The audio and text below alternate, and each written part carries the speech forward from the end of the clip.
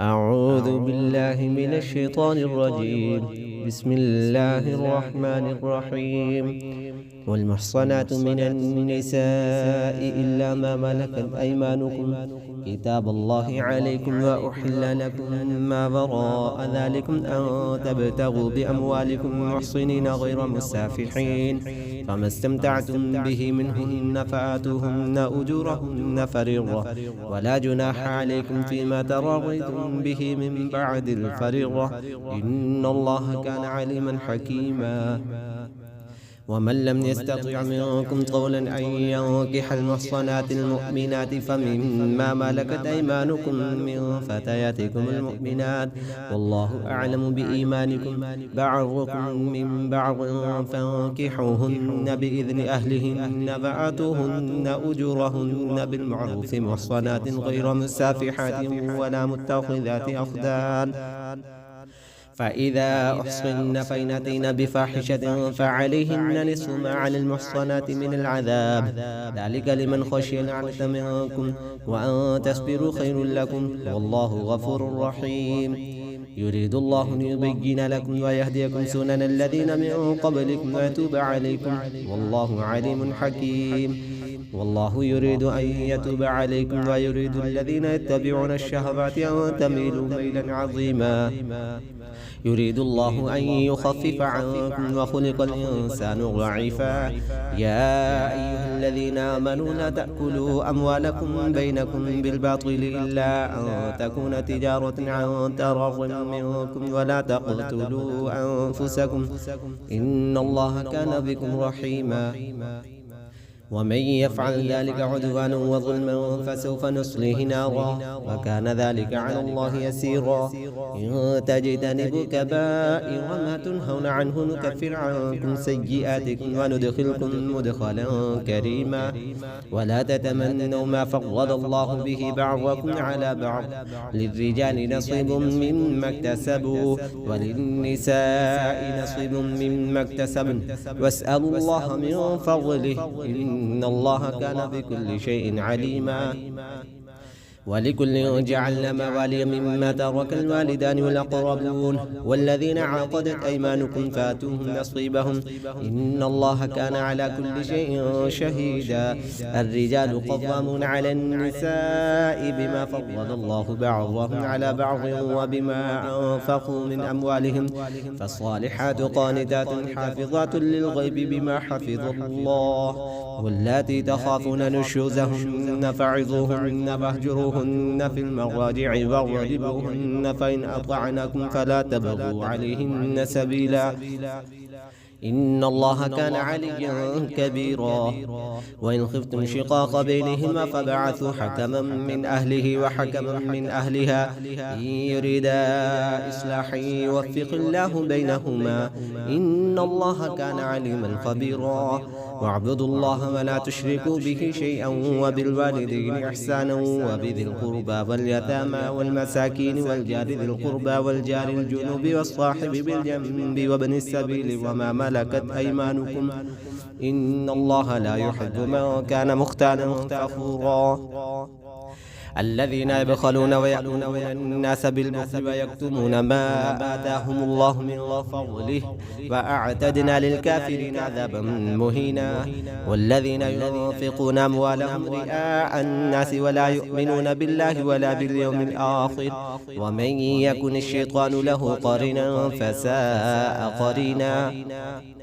وماذا عليهم لو آمنوا بالله واليوم الآخر وأنفقوا مما رزقهم الله، وكان الله بهم عليما. إن الله لا يظلم مثقال ذرة، وإن تك حسنة يضاعفها ويؤتي من لدنه أجرا عظيما. فكيف إذا جئنا من كل أمة بشهيد وجئنا بك على هؤلاء شهيدا، يومئذ يود الذين كفروا وعصوا الرسول لو تسوى بهم الأرض ولا يكتمون الله حديثا.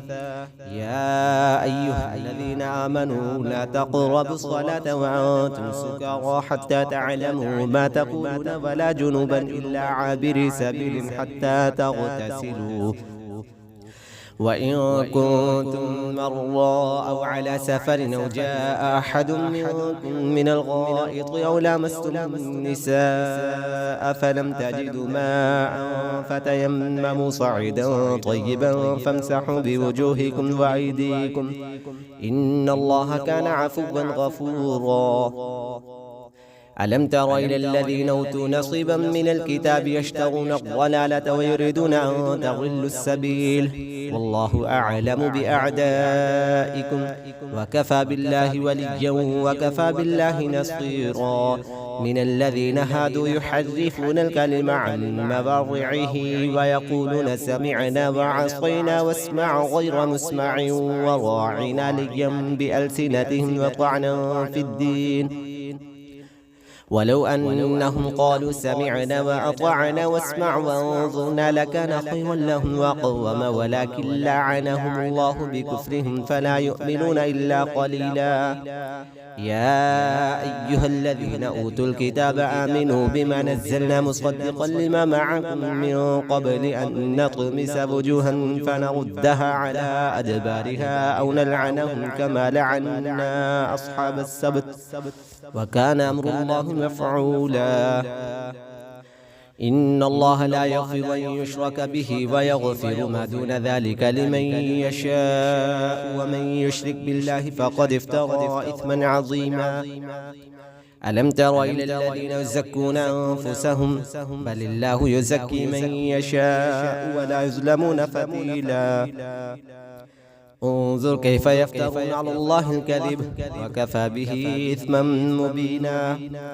ألم تر إلى الذين أوتوا نصيبا من الكتاب يؤمنون بالجبت والطاغوت ويقولون للذين كفروا هؤلاء أهدى من الذين آمنوا سبيلا.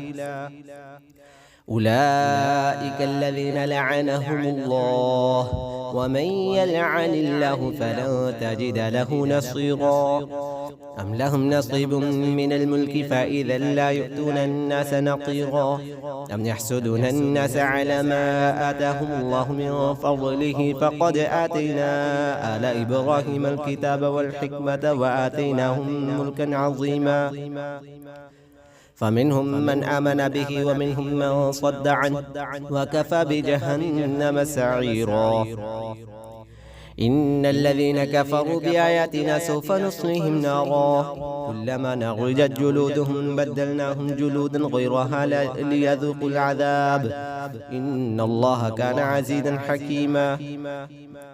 والذين آمنوا وعملوا الصالحات سندخلهم جنات تجري من تحتها الأنهار خالدين فيها أبدا لهم فيها أزواج مطهرة وندخلهم ظلا ظليلا. إن الله يأمركم أن تؤدوا الأمانات إلى أهلها وإذا حكمتم بين الناس أن تحكموا بالعدل إن الله نعم ما يعظكم به إن الله كان سميعا بصيرا. يا أيها الذين آمنوا أطيعوا الله وأطيعوا الرسول وأولي الأمر منكم فإن تنازعتم في شيء فردوه إلى الله والرسول إن كنتم تؤمنون بالله واليوم الآخر ذلك خير وأحسن تأويلا. ألم تر إلى الذين يزعمون أنهم آمنوا بما أنزل إليك وما أنزل من قبلك يريدون أن يتحكموا إلى الطاغوت وقد أمروا أن يكفروا به ويريد الشيطان أن يضلهم ضلالا بعيدا. وإذا قيل لهم تعالوا إلى ما أنزل الله وإلى الرسول رأيت المنافقين يصدون عنك صدودا. فكيف إذا أصابتهم مصيبة بما قدمت أيديهم ثم جاءوك يحلفون بالله إن أردنا إلا إحسانا وتوفيقا أولئك الذين يعلم الله ما في قلوبهم فأعرض عنهم وعظهم وقل لهم في أنفسهم قولا بليغا. وما أرسلنا من رسول إلا ليطاع بإذن الله ولو أنهم إذ ظلموا أنفسهم جاءوك فاستغفروا الله واستغفر لهم الرسول لوجدوا الله توابا رحيما. فلا وربك لا يؤمنون حتى يحكموك فيما شجر بينهم ثم لا يجدوا في أنفسهم حرجا مما قضيت ويسلموا تسليما. ولو أنا كتبنا عليهم أن اقتلوا أنفسكم أو اخرجوا من دياركم ما فعلوه إلا قليل منهم ولو أنهم فعلوا ما يوعظون به لكان خيرا لهم وأشد تثبيتا. وإذا لآتيناهم من لدنا أجرا عظيما ولهديناهم صراطا مستقيما. ومن يطع الله والرسول فأولئك مع الذين أنعم الله عليهم من النبيين والصديقين والشهداء والصالحين وحسن أولئك رفيقا. ذلك الفضل من الله وكفى بالله عليما. يا أيها الذين آمنوا خذوا حذركم فانفروا ثبات أو انفروا جميعا. وإن منكم لمن ليبطئن فإن أصابتكم مصيبة قال قد أنعم الله علي إذ لم أكن معهم شهيدا. ولئن أصابكم فضل من الله ليقولن كأن لم تكن بينكم وبينهم مودة يا ليتني كنت معهم فأفوز فوزا عظيما. فليقاتل في سبيل الله الذين يشرون الحياة الدنيا بالآخرة ومن يقاتل في سبيل الله فيقتل أو يغلب فسوف نؤتيه أجرا عظيما. وما لكم لا تقاتلون في سبيل الله والمستضعفين من الرجال والنساء والبلدان الذين يقولون ربنا أخرجنا من هذه القرية الظالم أهلها واجعل لنا من لدنك وليا واجعل لنا من لدنك نصيرا. الذين آمنوا يقاتلون في سبيل الله والذين كفروا يقاتلون في سبيل الطاغوت فقاتلوا أولياء الشيطان إن كيد الشيطان كان ضعيفا. ألم تر إلى الذين قيل لهم كفوا أيديكم وأقيموا الصلاة وآتوا الزكاة فلما كتب عليهم القتال إذا فريق منهم يخشون الناس كخشية الله وشد خشية وقالوا ربنا لما كتبت علينا القتال لولا أخرتنا إلى أجل قريب قل متاع الدنيا قليل والآخرة خير لمن اتقى فلا تظلمون فتيلا. أينما تكونوا يدرككم الموت ولو كنتم في بروج مشيدة وإن تصبهم حسنة يقولوا هذه من عند الله وإن تصبهم سيئة يقولوا هذه من عندك قل كل من عند الله فما لهؤلاء القوم لا يكادون يفقهون حديثا. ما أصابك من حسنة فمن الله وما أصابك من سيئة فمن نفسك وأرسلناك للناس رسولا وكفى بالله شهيدا. من يطع الرسول فقد أطاع الله ومن تولى فما أرسلناك عليهم حفيظا. ويقولون طاعة فإذا برزوا من عندك بيت طائفة منهم غير الذي تقول والله يكتب ما يبيتون فأعرض عنهم وتوكل على الله وكفى بالله وكيلا.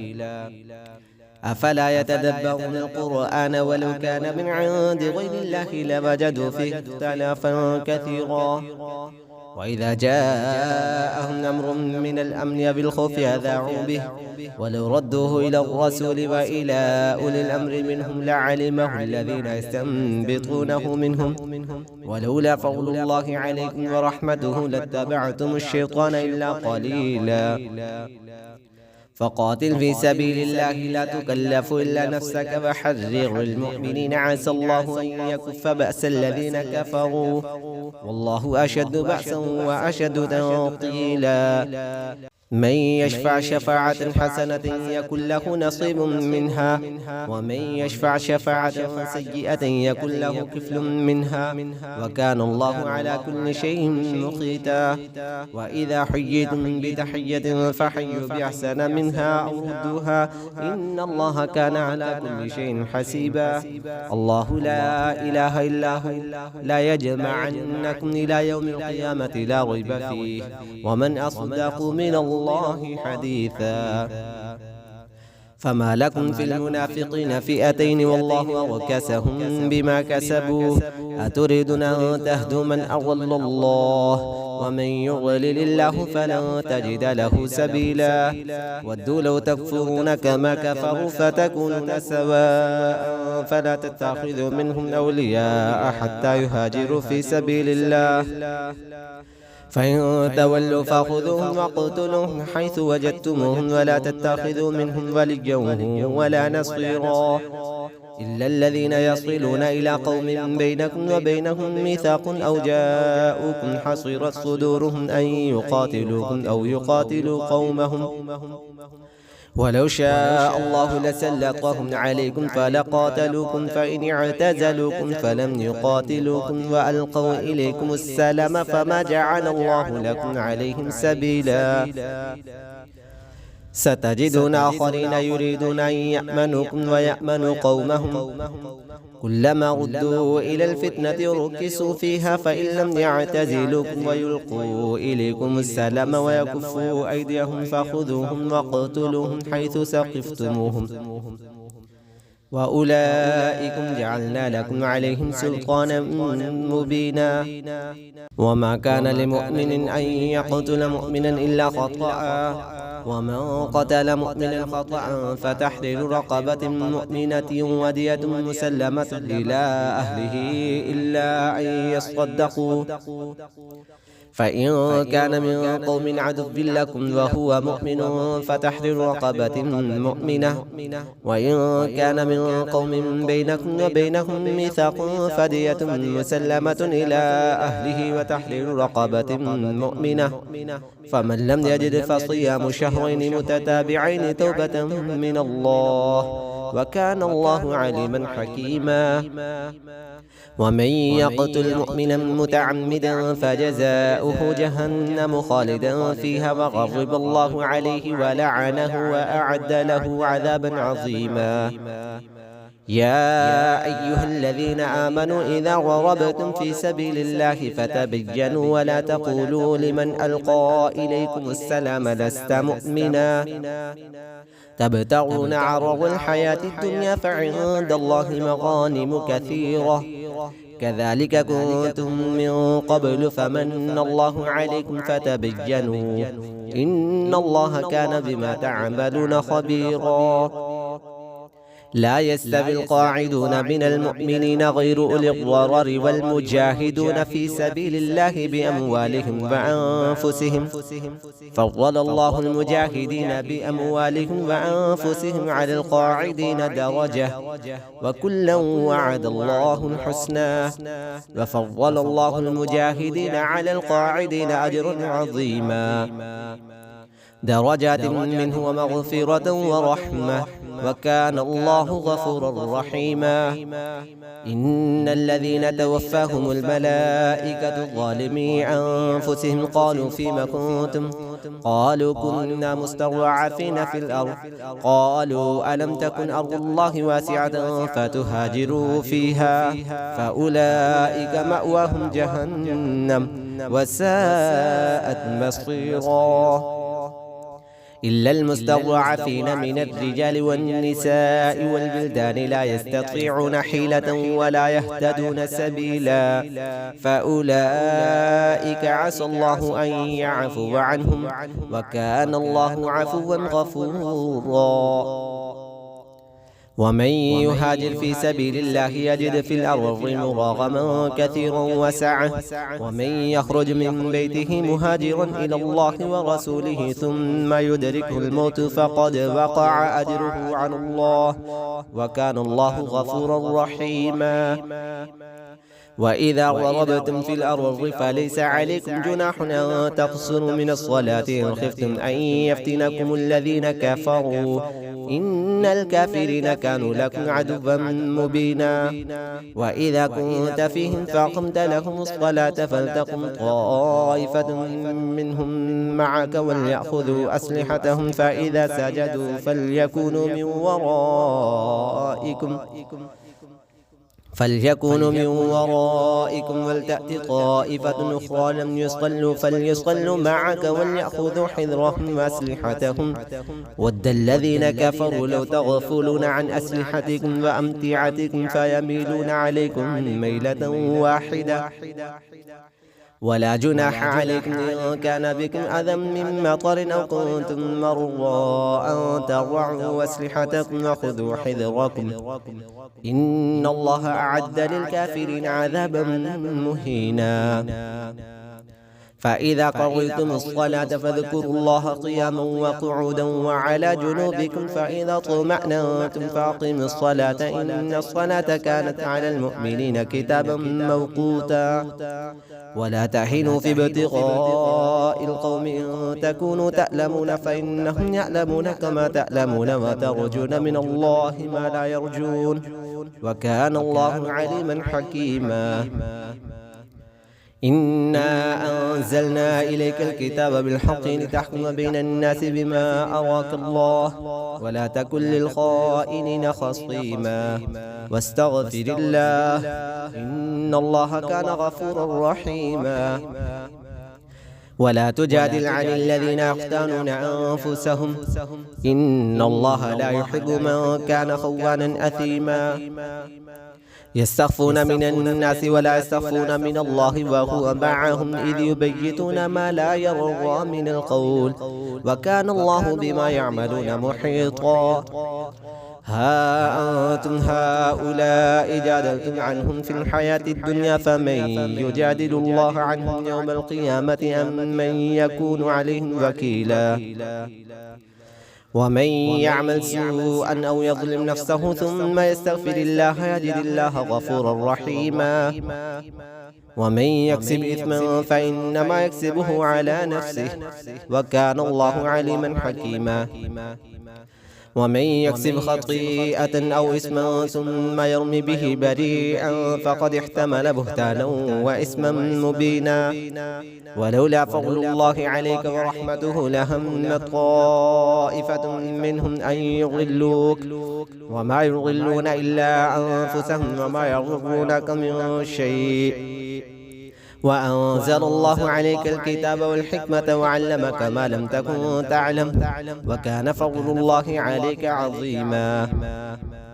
لا خير في كثير من نجواهم إلا من أمر بصدقة أو معروف أو إصلاح بين الناس ومن يفعل ذلك ابتغاء مرضات الله فسوف نؤتيه أجرا عظيما. ومن يشاقق الرسول من بعد ما تبين له الهدى ويتبع غير سبيل المؤمنين نوله ما تولى ونصله جهنم وساءت مصيرا. إن الله لا يغفر أن يشرك به ويغفر ما دون ذلك لمن يشاء ومن يشرك بالله فقد ضل ضلالا بعيدا. إن يدعون من دونه إلا إناثا وإن يدعون إلا شيطانا مريدا لعنه الله وقال لأتخذن من عبادك نصيبا مفروضا ولأضلنهم ولأمنينهم ولأمرنهم فلا يبتكن آذان الأنعام ولأمرنهم فلا يغيرن خلق الله ومن يتخذ الشيطان وليا من دون الله فقد خسر خسرانا مبينا. يعدهم ويمنيهم وما يعدهم الشيطان إلا غرورا. أولئك مأواهم جهنم ولا يجدون عنها محيصا. والذين آمنوا وعملوا الصالحات سندخلهم جنات تجري من تحتها الأنهار من تحتها الأنهار خالدين فيها أبدا وعد الله حقا ومن يصدق من الله قيلا ليس بأمانيكم ولا أماني أهل الكتاب من يعمل سوءا يجزى به ولا يجد له من دون الله وليا ولا نصيرا ومن يعمل من الصالحات من ذكر أو أنثى وهو مؤمن فأولئك يدخلون الجنة ولا يظلمون نقيرا ومن أحسن دينا ممن أسلم وجهه لله وهو محسن واتبع ملة إبراهيم حنيفا واتخذ الله إبراهيم خليلا ولله ما في السماوات وما في الأرض وكان الله بكل شيء محيطا ويستفتونك في النساء قل الله يفتيكم فيهن وما يتلى عليكم في الكتاب في يتامى النساء اللاتي لا تؤتونهن ما كتب لهن وترغبون أن تنكحوهن والمستضعفين من الولدان وأن تقوموا لليتامى بالقسط وما تفعلوا من خير فإن الله كان به عليما وإن امرأة خافت من بعلها نشوزا أو إعراضا فلا جناح عليهما أن يصلحا بينهما صلحا والصلح خير وأحضرت الأنفس الشح وإن تحسنوا وتتقوا فإن الله كان بما تعملون خبيرا ولن تستطيعوا أن تعدلوا بين النساء ولو حرصتم فلا تميلوا كل الميل فتذروها كالمعلقة وإن تصلحوا وتتقوا فإن الله كان غفورا رحيما وإن يتفرقا يغن الله كلا من سعته وكان الله واسعا حكيما ولله ما في السماوات وما في الأرض ولقد وصينا الذين أوتوا الكتاب من قبلكم وإياكم أن اتقوا الله وإن تكفروا فإن لله ما في السماوات وما في الأرض وكان الله غنيا حميدا ولله ما في السماوات وما في الأرض وكفى بالله وكيلا إن يشأ يذهبكم أيها الناس ويأتي بآخرين وكان الله على ذلك قديرا من كان يريد ثواب الدنيا فعند الله ثواب الدنيا والآخرة وكان الله سميعا بصيرا يا أيها الذين آمنوا كونوا قوامين بالقسط شهداء لله ولو على أنفسكم أو الوالدين والأقربين إن يكن غنيا أو فقيرا فالله أولاه بهما فلا تتبعوا الهوى أن تعدلوا وإن تلووا أو تعرضوا فإن الله كان بما تعملون خبيرا يا أيها الذين آمنوا بالله ورسوله والكتاب الذي نزل على رسوله والكتاب الذي أنزل من قبل ومن يكفر بالله وملائكته وكتبه ورسله واليوم الآخر فقد ضل ضلالا بعيدا إن الذين آمنوا ثم كفروا ثم آمنوا ثم كفروا ثم ازدادوا كفرا لم يكن الله ليغفر لهم ولا ليهديهم سبيلا بشر المنافقين بأن لهم عذابا أليما الذين يتخذون الكافرين أولياء من دون المؤمنين أيبتغون عندهم العزة فإن العزة لله جميعا وقد نزل عليكم في الكتاب أن إذا سمعتم آيات الله يكفر بها ويستهزأ بها فلا تقعدوا معهم حتى يخوضوا في حديث غيره إنكم إذا مثلهم إن الله جامع المنافقين والكافرين في جهنم جميعا الذين يتربصون بكم فإن كان لكم فتح من الله قالوا ألم نكن معكم وإن كان للكافرين نصيب قالوا ألم نستحوذ عليكم ونمنعكم من المؤمنين فالله يحكم بينكم يوم القيامة ولن يجعل الله للكافرين على المؤمنين سبيلا. إن المنافقين يخادعون الله وهو خادعهم وإذا قاموا إلى الصلاة قاموا كسالى يراءون الناس ولا يذكرون الله إلا قليلا مذبذبين بين ذلك لا إله هؤلاء ولا إله هؤلاء ومن يضلل الله فلن تجد له سبيلا. يا أيها الذين آمنوا لا تتخذوا الكافرين أولياء من دون المؤمنين أتريدون أن تجعلوا لله عليكم سلطانا مبينا إن المنافقين في الدرك الأسفل من النار ولن تجد لهم نصيرا إلا الذين تابوا وأصلحوا واعتصموا بالله وأخلصوا دينهم لله فأولئك مع المؤمنين وسوف يؤتي الله المؤمنين أجرا عظيما. ما يفعل الله بعذابكم إن شكرتم وآمنتم وكان الله شاكرا عليما.